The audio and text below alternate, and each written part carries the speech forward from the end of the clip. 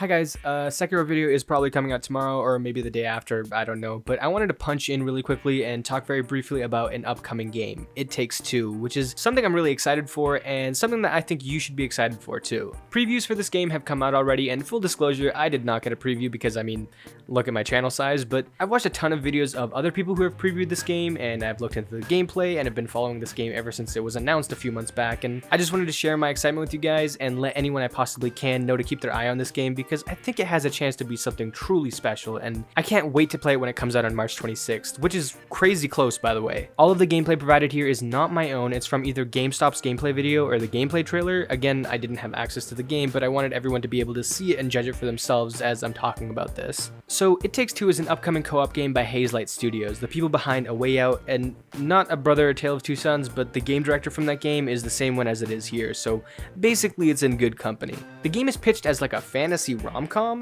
Basically a girl uses magic to turn her parents, who are planning on getting a divorce, into little dolls who then go on an adventure guided by this suave looking book thingy who's way more interested in getting them to love each other again than actually turn them into humans. The first thing you'll probably notice when you look at gameplay trailers is just how different every shot looks from one another. Take a look at the sequence at the very beginning of the gameplay trailer and notice how, aside from the same characters being featured in each scene, it basically looks like 4 completely different games. You got some Ratchet and Clank type of rail grinding seemingly behind the walls of a house, and then you have this really cool fantasy nature setting, and then it looks like you're headed to Hogwarts, and finally we end up in this trippy disco themed locale. From what I've seen, this is only a tiny slice of the overall environments of the game. I think for games that heavily market the idea of adventure, especially ones that are more of fantasy adventure, it's really important to have constantly changing aesthetics, different vistas, and unique gameplay moments so that even if the game is, say, 5 hours, you feel like you've gotten way more than that out of it. I love a game that can constantly push itself and says, yeah, you know that super cool thing you did?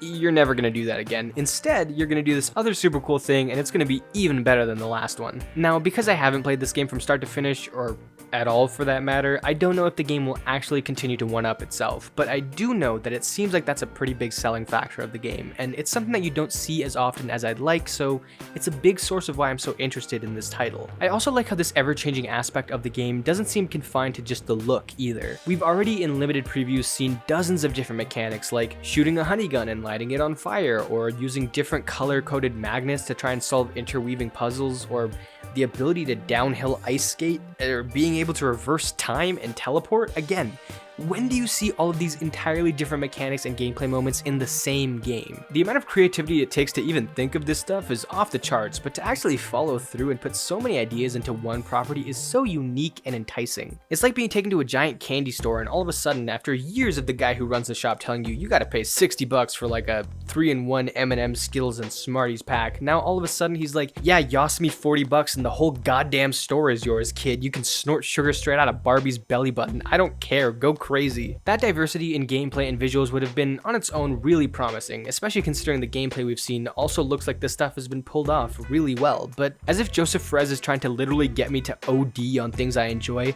the whole thing is both couch and online co-op. I am a huge fan of co-op games. My brother and I play them all the time, and we always try to have at least one of the 20 games we're playing at any one time be co-op so that we can play it together and chill. It seemed like for a while that co-op games were kind of dying out, which really sucked because almost every game we've played co-op we've enjoyed way more than we probably would have enjoyed alone.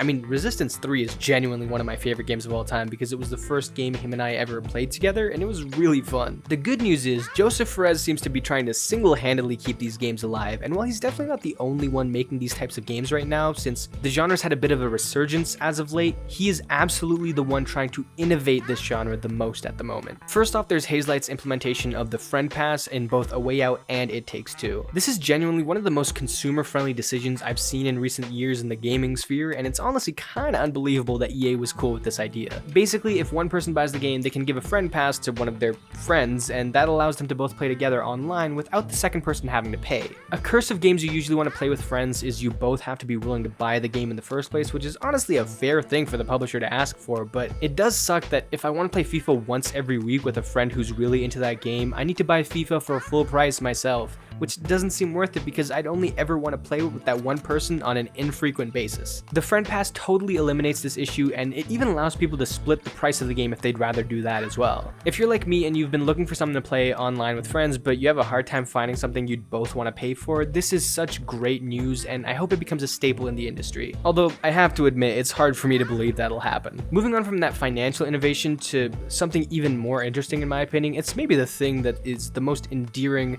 novel, and exciting about this game to me, and that's how willing it is to give both characters completely unique experiences, movesets, powers, and everything in between. Like I said, I love co-op games, but a lot of the games that aren't fully committed to co-op really just come to the conclusion that the best course of action is to have two people essentially play through the game beside each other, and that's it. And you might be thinking, well, yeah, duh, what else did you expect? But let me explain what I mean here. A good example is Sackboy: A Big Adventure. It can be played solo, but it seemed like the team was really into the idea of encouraging you to play co-op, even putting a handful of co-op only levels into the game and having co-op centric trophies. When my brother and I played this together, it was super fun, but it was really just playing through everything exactly like we would play it through single player. We just had to make sure we kept up with each other's pace. That's great that we get to play it at the same time and all, and we can talk and make fun of each other about being horrible at the game, but the extra fun factor came purely from us interacting as people, not the game necessarily being made more fun because it was co-op. The exception to that was the co-op centric levels, which required us to both be doing something unique, and those were the best levels because we had to coordinate, and us failing or doing something well had a bigger effect on one another